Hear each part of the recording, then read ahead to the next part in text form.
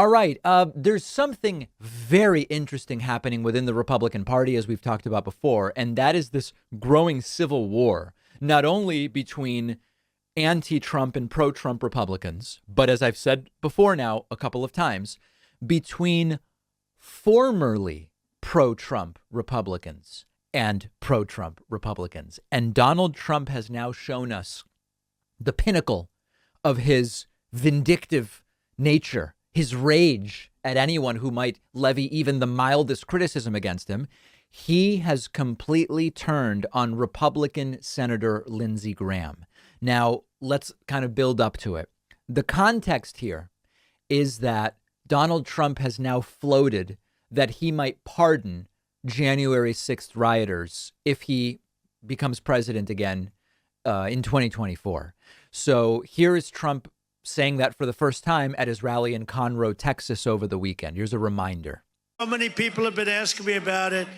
If I run and if I win, we will treat those people from January 6th fairly. We will treat them fairly. And if it requires pardons, we will give them pardons because they are being treated so unfairly. So after that, which is a dangerous, outrageous statement, after that, Republican Senator Lindsey Graham appeared in a TV interview. Lindsey Graham is a longtime friend of Trump's.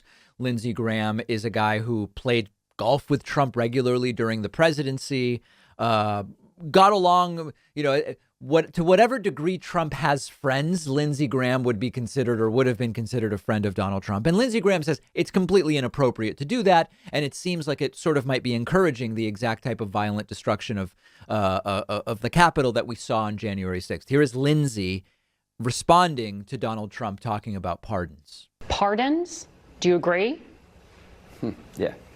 No, I don't want to send any signal that it was okay to defile the Capitol. There are other groups with causes that may want to go down the violent path if these people get pardoned. But isn't that a dangerous thing to say? Harris, well, I think it's inappropriate. I don't want to reinforce that defiling the Capitol was okay. Okay, so Trump is asked about this during a Newsmax interview yesterday with Rob Schmitt, and he completely turns on Lindsey Graham. He calls Lindsey Graham a rhino, meaning a Republican in name only. And you really see here this disloyal, vindictive Trump that is the guy we know exists, obviously. But here it's coming up with a guy who was, in theory, a friend of Donald Trump's. Take a look. You talked about the potential, if it's appropriate, of pardoning some of the January 6ers. Yeah. Lindsey Graham said a couple days later he thinks that's inappropriate. What do you think? Well, Lindsey Graham's wrong. I mean, Lindsey's a nice guy, but he's a rhino. Lindsey's wrong. Look. This is really the kind of bottom of the barrel, disloyal Trump. There's no loyalty for Trump. His best friends, again, to the extent he has real friends, and I don't know if he does. Trump's relationships with people, including his own family, are very, very strange. His friends are immediately enemies if they say just one wrong thing. Graham is just the latest victim here. Trump going on to talk about how many of the rioters are not even guilty. He says that they're patriots, some of them. They're not guilty of crimes. And says Lindsey Graham doesn't know what the hell he's talking about. And this is notable for a couple of reasons, which we'll talk about in a moment. And some of these people are not guilty. Many of these people are not guilty.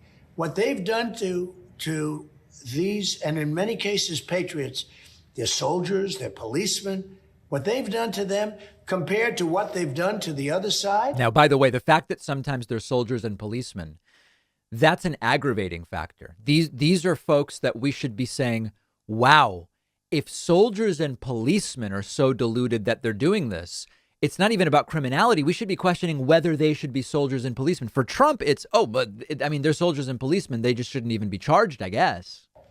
You know, you have to have equal justice, and this isn't equal. No. So I would absolutely be prepared. And Lindsey Graham doesn't know what the hell he's talking about if he says that, because you have to have equal justice. It's very, very unfair what's happened to this group of people. Now, if you claim to be for law and order and due process, How can you say someone is not guilty before their case has even been adjudicated by the legal system? They don't care about any of their principles. How many times have I said this now? They're about law and order when it's convenient. They're about due process when it's convenient.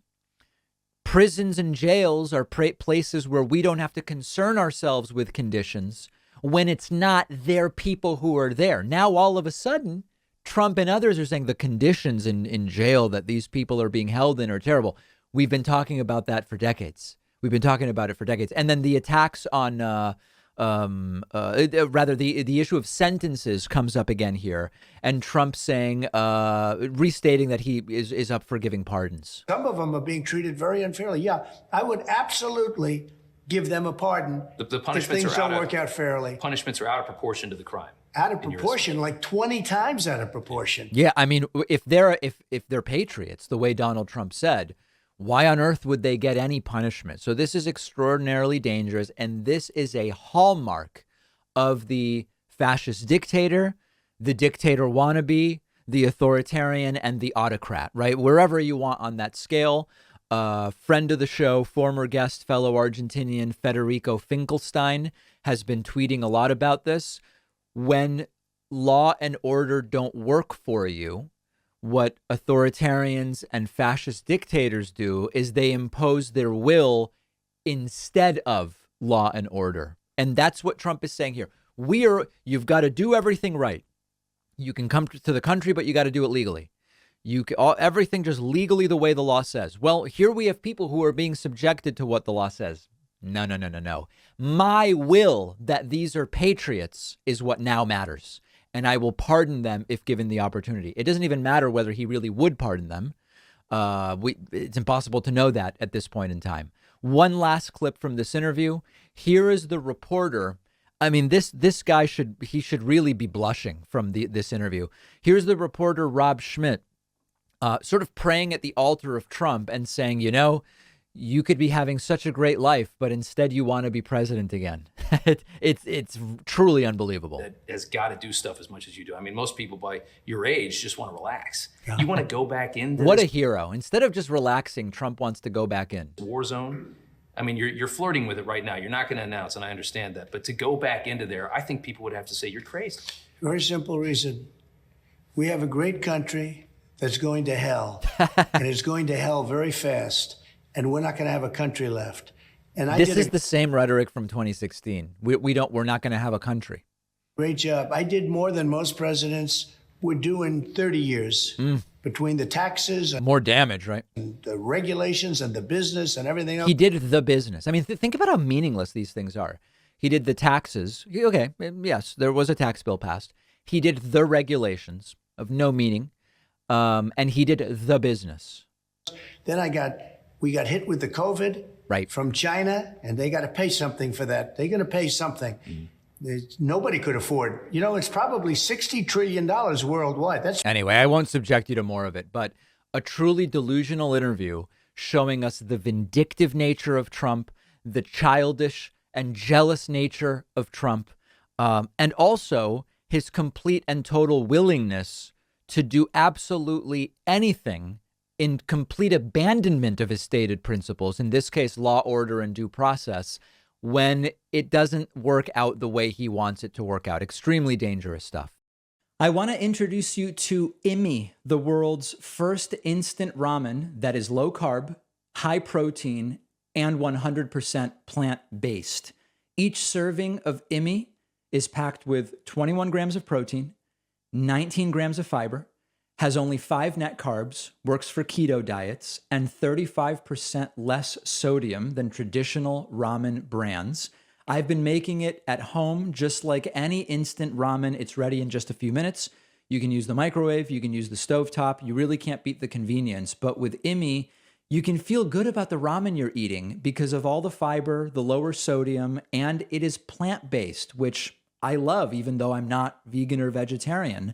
But the best part is it's so well packaged. It comes in flavors like spicy beef, tom yum shrimp, black garlic chicken. The taste and the quality of the ingredients really sets it apart from any other instant ramen I've had.